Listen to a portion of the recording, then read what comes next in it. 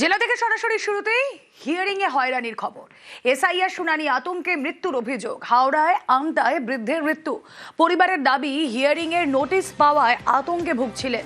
কল্যাণীতে hearing থেকে ফেরার পর মৃত্যু অসুস্থ বৃদ্ধের। পরিবারের দাবি দুশ্চিন্তায় আরো শরীর খারাপ হয় আর তাতেই মৃত্যু।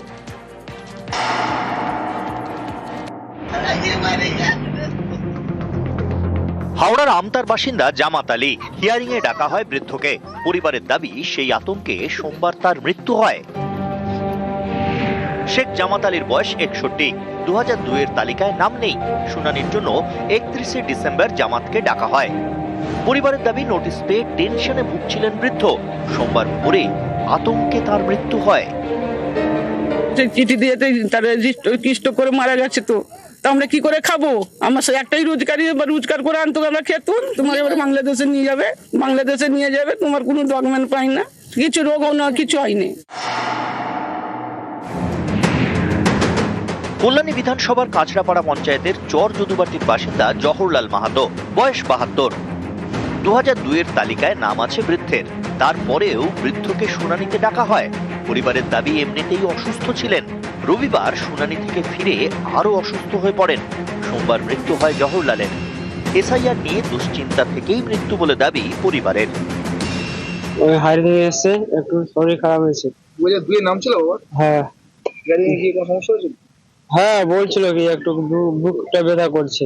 ভয়ে? হ্যাঁ ভয়ে, অনেক লাইন ছিল। আচ্ছা। আমতা থেকে সন্তু মালিক, কল্যাণী থেকে রঞ্জিত সরকার, নিউজ 18 বাংলা। এসআইআর এর মৃত্যু নিয়ে ফের কমিশনকে তোপ মুখ্যমন্ত্রী মমতা বন্দ্যোপাধ্যায়। মুখ্যমন্ত্রীর নিশানায় বিজেপি, কি বললেন তিনি শুনুন।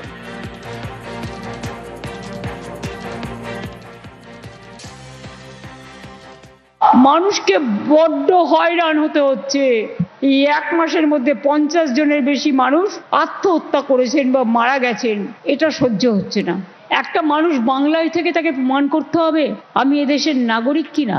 আর নাগরিকের সাথে ভোটাধিকারের কি সম্পর্ক? আমি এখানে থাকি, আমি পড়ি, আমার জন্ম, আমার ঠিকানা, আমার অস্তিত্ব, আমার অস্মিতা, আমার ভাষা, আমার ভালোবাসা। বাংলা ভাষায় কথা বললেই বলছে হোটেলে জায়গা দেওয়া যাবে না। বাংলা ভাষায় কথা বললেই বলছে বাংলাদেশি। যারা 71 মার্চ পর্যন্ত এসছে তারাও আজকে ইন্ডিয়ান নাগরিক। 2024 যারা এলো তাদের আপনি যদি নাগরিক বলতে পারেন, তাহলে সারা জীবন দেশের জন্য যারা রক্ত দিল, ফাঁসির মঞ্চে গেল, কি বাবুরা একটু ভাববেন নাকি? তাই বাংলাকে ভালোবাসি, ভালোবাসি, ভালোবাসি, দেশকেও ভালোবাসি। বাংলা তার কৃষ্টি সংস্কৃতি নিয়ে সারা পৃথিবীকে পথ দেখাবে। What Bengal thinks today, world will think tomorrow. শতায়ু হাঁটতে পারেন না, তাকে হাজির হতে হয়েছে এসআইআর এর শুনানিতে। কেউ আবার দুবার স্ট্রোকে আক্রান্ত, 96 বছর বয়স, তবু তাকে যেতে হয়েছে বিডিও অফিসে। এসআইআর শুনানিতে দিকে দিকে বয়স্কদের চরম হয়রানি। কি অবস্থা এই ভদ্রলোকের? কি অবস্থা?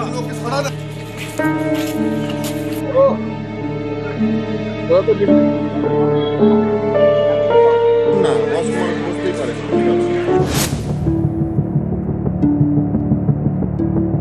ইনি মুক্তিবালা প্রামাণিক, পূর্ব বর্ধমানের কাটোয়ার রাধাকৃষ্ণপুরের বাসিন্দা। শতায়ু মুক্তিবালা এখন আর হাঁটতে পারেন না। এই অবস্থাতেও তাকে যেতে হয়েছে এসআইআর শুনানিতে ভ্যানে শুয়ে। যে অবস্থায় এই বৃদ্ধাকে নিয়ে আসা হয়েছে, এই বৃদ্ধার কিন্তু এর পরে শারীরিক ধকল নেওয়ার মতন সক্ষমতা নাও থাকতে পারে। প্রথমে ভ্যানে, তারপর নাতির কোলে করে বিডিও অফিস।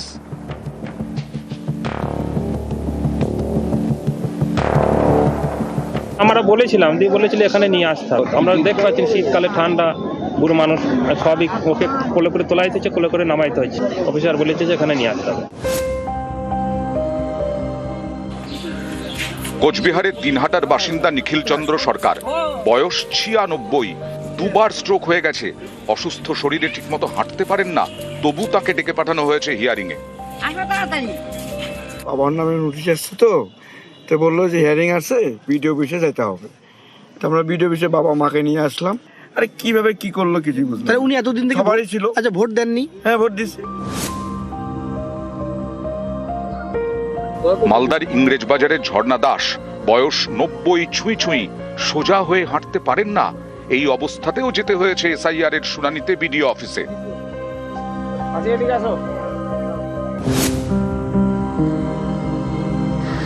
হুগলির তারকেশ্বরের মালতী পণ্ডিত, বয়স 80, ঠিকমতো হাঁটতে পারেন না, সঙ্গী লাঠি।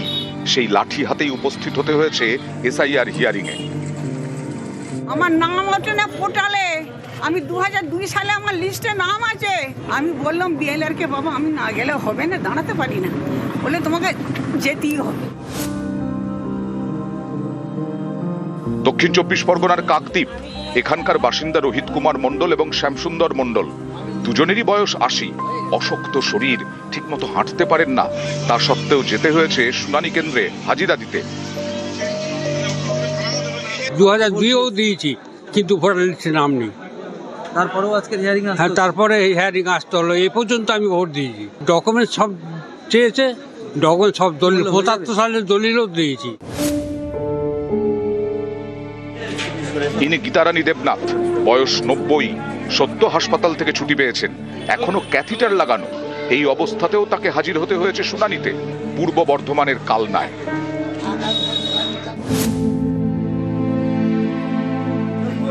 শিলিগুড়ির নকশালবাড়ি, বিক্রমাস মুন্ডা, বয়স 89, দক্ষিণ কটিয়াজোতে বাড়ি, 80 বছরের নীলমোহন সরকারের।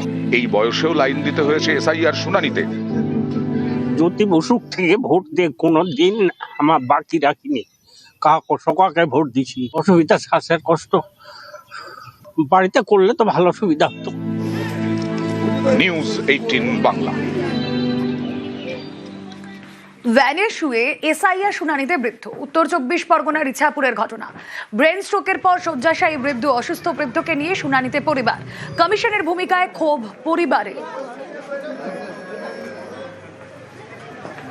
গতকালকে আমারও হেয়ারিং ছিল, তো আমি স্যারকে বলেছি, স্যার আমার বাবা তো ব্রেন স্ট্রোক করেছে বিগত 1 মাস আগে, তো উনি সশরীরে তো হাজিরা দিতে পারবে না। তো উনি আমাকে বললো যে তুমি একটা অ্যাপ্লিকেশন করো, তবেই বাড়িতে যাওয়া হবে। বললো যে যদি তুমি পারো বিকল্প কিছু ভ্যানে বা কিছুতে, টোটোতে করে নিয়ে আসে।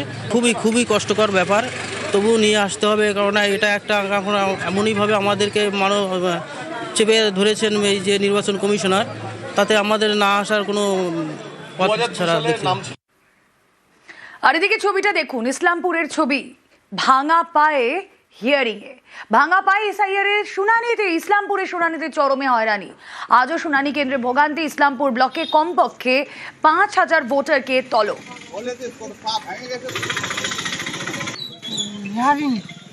হিয়ারিং আছে? বললাম কি অবস্থা আপনার? পা ভেঙে গেছে। হ্যাঁ, পা ভেঙে গেছে। তো এই ভাঙা পায়ে নিয়ে আসতে হলো? হ্যাঁ, হিয়ারিং আছে। কষ্ট হচ্ছে না? কষ্ট হচ্ছে, টোটো রিজার্ভ করে আনছে, কিরকম করে যাবো? আমার পা ভেঙে গেছে। ভাঙা পা নিয়ে হ্যাঁ, খুব কষ্ট হয়। হাঁটতে দাঁড়াতে তো পারেন না? না, ধরে নেই। এই ভাঙা পা নিয়ে আসতে হলো? আজকে আমাদের হিয়ারিং আছে। হিয়ারিং আছে? হ্যাঁ। তো কোথা থেকে আসছেন? আমি তেলিবিটা গ্রাম থেকে আসছি। তেলিবাতে? হ্যাঁ। কখন আসছেন? আমি 9টার সময় আসছি। এখানে কষ্ট হচ্ছে আমাকে, আমার শরীর খারাপ, তার জন্য বিপদে আছি, এখানে বলাচ্ছে আমাকে, সেই জন্য আসছি। এখন আজ হিয়ারিং হয়নি। কোনোদিন ভেবেছিলেন যে এই বয়সে হিয়ারিং এ আসতে হবে? না, ভেবিনি, সেটা ভেবিনি। এখন আমাকে ভেবাতে হচ্ছে, সরকারি করছে, আইন কানুন করছে, সেটাতে এখন শরীর খারাপ, তার জন্য আসতে হচ্ছে। শরীর খারাপ তাও আসতে হচ্ছে? হ্যাঁ, তাও আসতে হচ্ছে। টোটাল ইসলামপুর ব্লকের আন্ডারে ইসলামপুর এসির 5000 এবং চোপড়া এসির 500, টোটাল 5500 মতো হিয়ারিং হবে। এখন অবধি আমাদের হিয়ারিং ভেন্যু বিডিও অফিস এবং এসডি অফিসই করা হয়েছে। পরে যদি ইলেকশন কমিশন থেকে কোনো নির্দেশ আসে, তাহলে সেরকম আমরা চেষ্টা করবো যদি কিছু করা যায়। তো শুনানির লাইনের সমস্যায় এক অন্তঃসত্ত্বা। শুনানি কেন্দ্রে তিনি এভাবেই অপেক্ষা করছেন। ঠিক থেকে ভিড়, লম্বা লাইন, চরম ভোগান্তি। সকাল 9টা থেকে অপেক্ষায় 8 মাসের অন্তঃসত্ত্বা। পঞ্চায়েত এলাকার কমপক্ষে 1500 ভোটারকে তলব। বসিরহাট 2 নম্বর বিডিও অফিসে ভোটারদের ঠিক থেকে ভিড়, যে ছবি আপনারা দেখছেন, তারই মাঝে অপেক্ষায়, দীর্ঘক্ষণ অপেক্ষায় এক অন্তঃসত্ত্বা। সমস্যা হচ্ছে? সমস্যা হচ্ছে মাথা ঘোরাটা তো বাথরুম পাচ্ছি বারবার, অসুবিধা তো হবে, এত লোকজনের মাঝখানে কি সমস্যা? তো হিয়ারিং দেখে জানি না এখন কি করবে।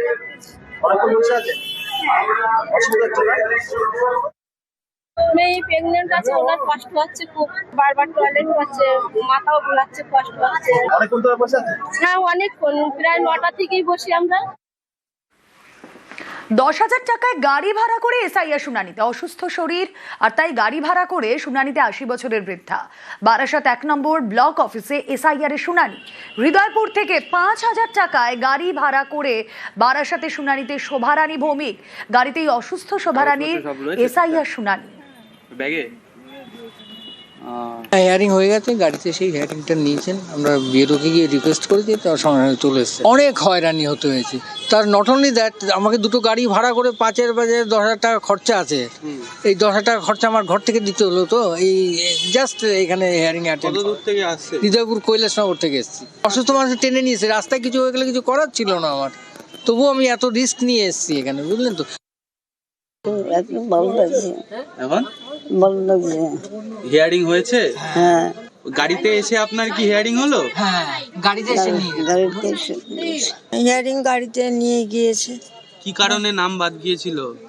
2002 সালের ম্যাপিংয়ে আনম্যাপিং এসেছে, তাই এখানেই এসে আমার হিয়ারিং নিয়ে গিয়েছে। হয়রানির জন্য মানে এখন আমার শারীরিক একটা কষ্ট হচ্ছে, যেহেতু আমার প্রেসমেকার বসানো আছে, ভালভ রিপ্লেসমেন্ট আছে, আমার একটা শারীরিক কষ্ট অনুভব করছি আমি এখন। এবার অবস্থাটা দেখুন, রাজ্যে থেকেও তারা নাকি প্রবাসী। ডোমজুরের ছবি, ডোমজুরে প্রবাসী তালিকায় কতজন?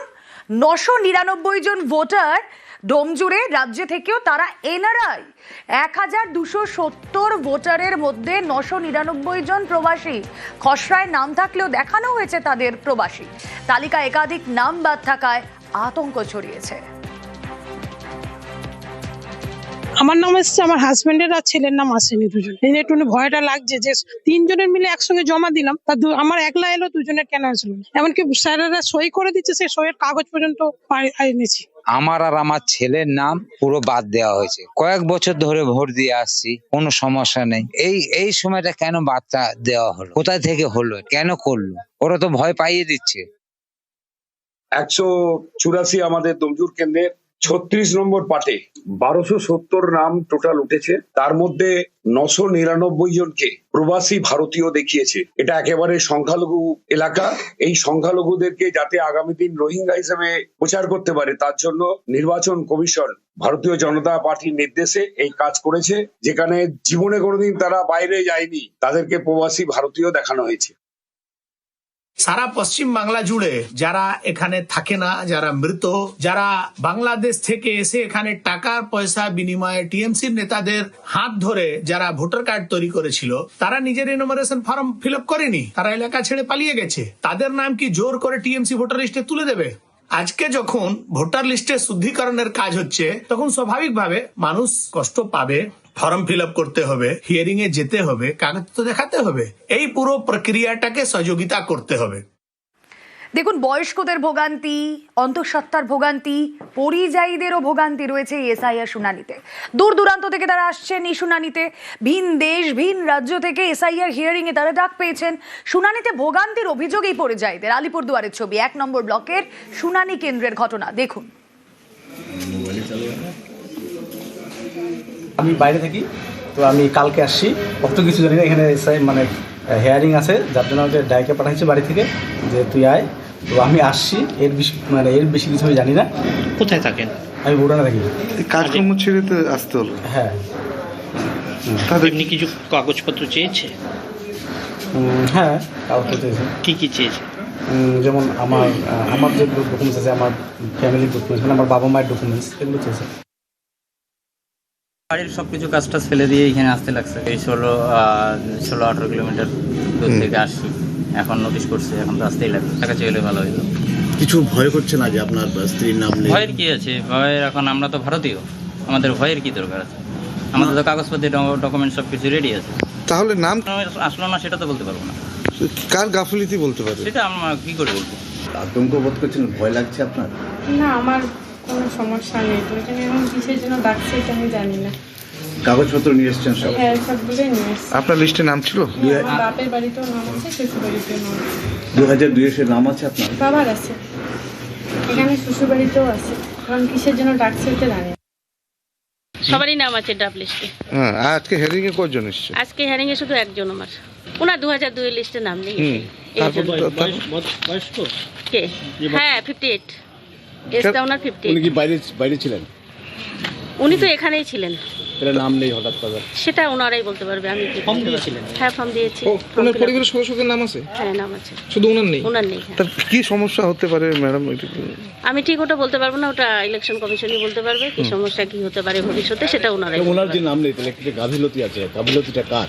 সেটা তো আমি বলতে পারছি না। এসআইআর ফর্ম ফিল আপ করেও খসড়ায় নিখোঁজ।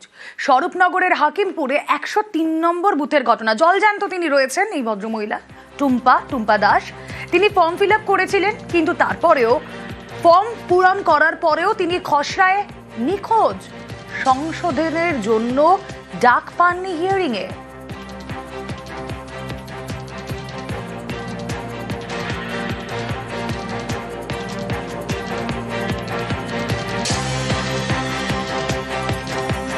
বাদের যে লিস্ট তাতে আমার নাম এসেছে, আমার তো একটা রেজিস্ট্রেশন যে ফর্মটা সেটা আমার দিয়েছে, তাও তারপরেও আমার নাম বাদ গিয়েছে, ওখানে অনুপস্থিত, খুঁজে পাওয়া যাচ্ছে না, সেই এতে নাম এসেছে। তার আমার বললো যে 6 নম্বর ফর্ম ফিল আপ করতে, তাই আমি আবার 6 নম্বর ফর্ম ফিল আপ করেছি। আমাদের যেখানে যে বিএলও সে। আপনারা খুঁজে পাওয়া যাচ্ছে না, কেন খুঁজে পাওয়া যাচ্ছে না? আপনি বাড়ি থাকতেন না? না, আমি বাড়ি থাকতাম। অ্যানিমেশন ফর্ম আপনার কাছে দিয়ে দিল? হ্যাঁ, আমার কাছে দিয়ে গেছিল। সই করে জমা দিয়েছিলেন? হ্যাঁ, জমা দিয়েছিলাম। আপনার কি বাবা মায়ের কাগজপত্র সব ঠিক আছে? হ্যাঁ, সব ঠিক আছে। 2002 লিস্টের বাবা মায়ের নাম আছে। এসআইআর এর শুনানিতে ঢুকতে দিতে হবে BLA 2 অর্থাৎ দলের বুথ স্তরের এজেন্টের।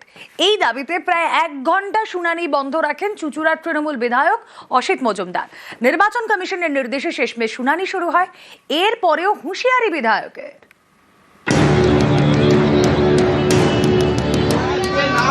তাদেরকেও ডাকা হচ্ছে।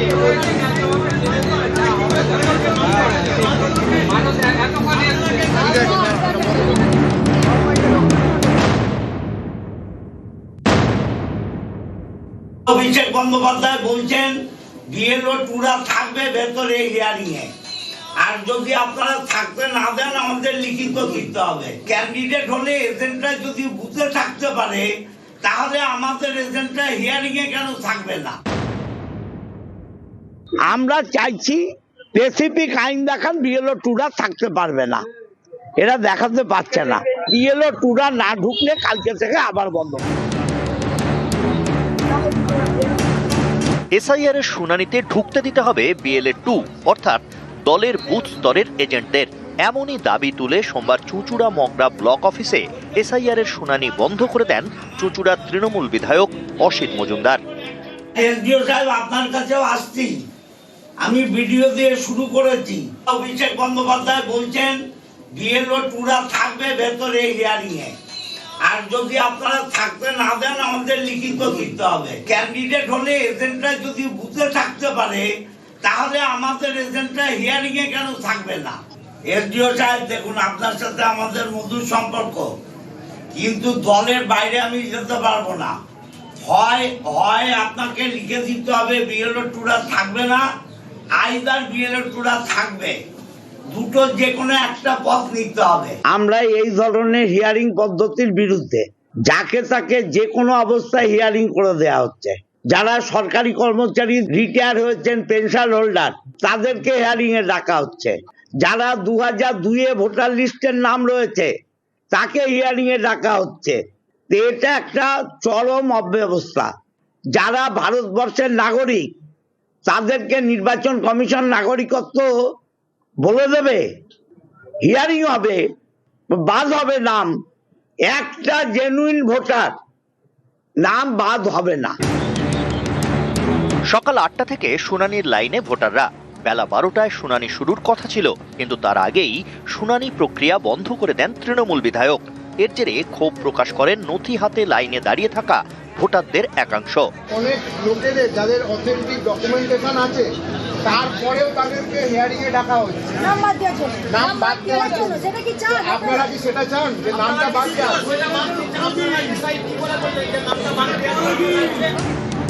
1 ঘন্টা 15 মিনিট বন্ধ ছিল শুনানি।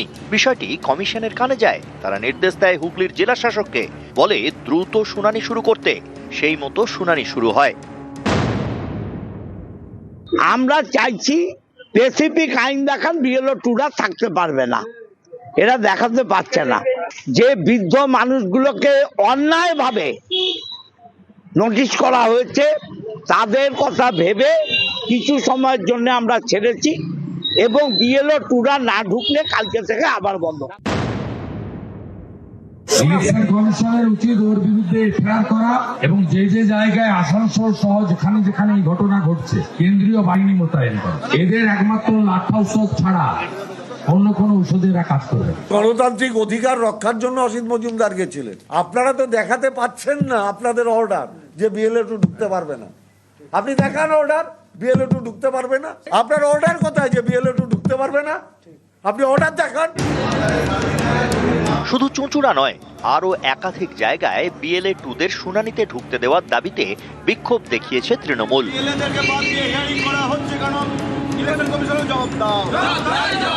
জানিয়ে শুরু হয়েছে রাজনৈতিক চাপানুতোর। নিউজ 18 বাংলা। ধনেখালিতে 3.5 ঘন্টা বন্ধ থাকলো শুনানি। এসআইআর শুনানি বন্ধ করে দেন তৃণমূল বিধায়ক। বিএলএ 2দের ঢুকতে দেওয়ার দাবি অসীমা পাত্রের। বিএলএ 2দের শুনানিতে না ঢোকার নির্দেশ কমিশনের, আর কমিশনের অর্ডার কপি দাবি অসীমা পাত্রের। 3.5 ঘন্টা পর ফের শুরু শুনানি। যেখানে বিএলএ 2 অ্যালাউ করেছে সেখানে কাজ চলছে, যেখানে বিএলএ 2 অ্যালাউ করেনি সেখানে কাজ বন্ধ।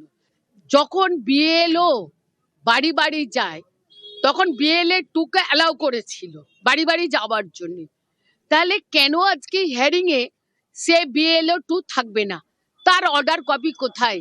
যে থাকতে পারবে না সেই অর্ডার কপি দেখাক, তাহলে সেটা আমরা মেনে নেব, কিন্তু তার আগে বিএলএ 2কে অ্যালাউ করতে হবে।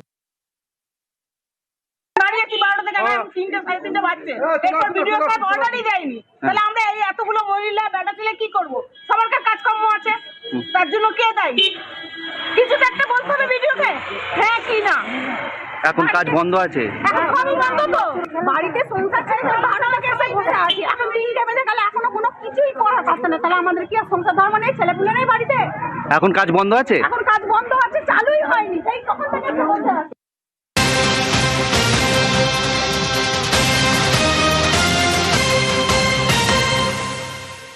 আত্মহত্যার চেষ্টা, মেট্রো ভোগান্তি ময়দান, মেট্রো স্টেশন আপ লাইনে ঝাঁপ, অফিস ফেরত ব্যাহত মেট্রো পরিষেবা। সন্ধ্যের সময় ব্যস্ত সময় মেট্রোয় আত্মহত্যার চেষ্টায় মেট্রো ভোগান্তি। কথা বলবো প্রতিনিধি আবির ঘোষাল রয়েছেন সঙ্গে। আবির, এর ফলে সেন্ট্রাল থেকে দক্ষিণেশ্বর, অন্যদিকে হচ্ছে টালিগঞ্জ থেকে শহীদ কুটিগ্রামের মধ্যে মেট্রো চালানো হচ্ছে। টালিগঞ্জ থেকে বাকি অংশ পর্যন্ত, মাঝের অংশে মেট্রো চলাচল এখনো পর্যন্ত বন্ধ।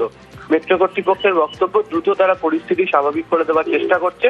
সন্ধ্যের এই সময় ব্লু লাইনের এই সেকশনে প্রচুর যাত্রীদের ভিড় রয়েছে, এবং সেই পরিস্থিতিকে মাথায় রেখেই যারা ইঞ্জিনিয়ার যারা রয়েছেন বা মেট্রো যারা কর্মীরা রয়েছেন তাদেরকে দ্রুত ব্যবস্থা নিতেও বলা হয়েছে।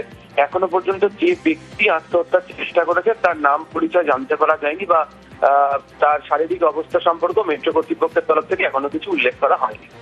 দেখো আবির, বারবার এই ধরনের ঘটনা ঘটে এবং বারবার দেখতে হয় যে সেখানে বারবার সাধারণ মানুষকে ভোগান্তির শিকার হতে হয়। মেট্রো কর্তৃপক্ষের কোনো ব্যবস্থা? দেখো, প্রথমত হচ্ছে ব্লু লাইনের যা পরিকাঠামো তাতে গ্রিন লাইনের মতো এখানে কোনোভাবেই প্ল্যাটফর্ম স্ক্রিনিং ডোর ব্যবহার করতে পারা যাবে না, এবং ব্লু লাইনের ক্ষেত্রে বারবার ধরে মেট্রো কর্তৃপক্ষ শুধুমাত্র সচেতনতার কথা বলে, আর মাঝে মধ্যেই দেখতে পাওয়া যায় যে সেখানে আরপিএফ এর সংখ্যা প্ল্যাটফর্মে বৃদ্ধি করে, কিন্তু কাজের কাজ কিছুই হয় না। ফলে মেট্রোকে এখন ভাবনা চিন্তা করতে হবে যে পরিকাঠামো বদল করে গ্রিন লাইনের মতো যদি ব্লু লাইনে তারা কোনোভাবে প্ল্যাটফর্ম স্ক্রিনিং ডোরের ব্যবস্থা তারা নিয়ে আসতে সক্ষম হয়। এই বিষয়ে আলোচনা শুরু হয়েছিল, যদিও সেই প্রক্রিয়া অনেকটা দূর এগিয়েছিল এমন মেট্রো রেলের কর্তারাও বলে উঠতে পারছেন না। ফলে স্বাভাবিকভাবেই ঘটনাগুলি ঘটছে, এবং যাত্রীদেরকে সকাল বিকাল বিভিন্ন সময় অত্যন্ত ব্যস্ততম রুটের বা লাইনে ব্লু লাইনে ভোগান্তির শিকার হতে হয় যাত্রীদেরকে। বেশ।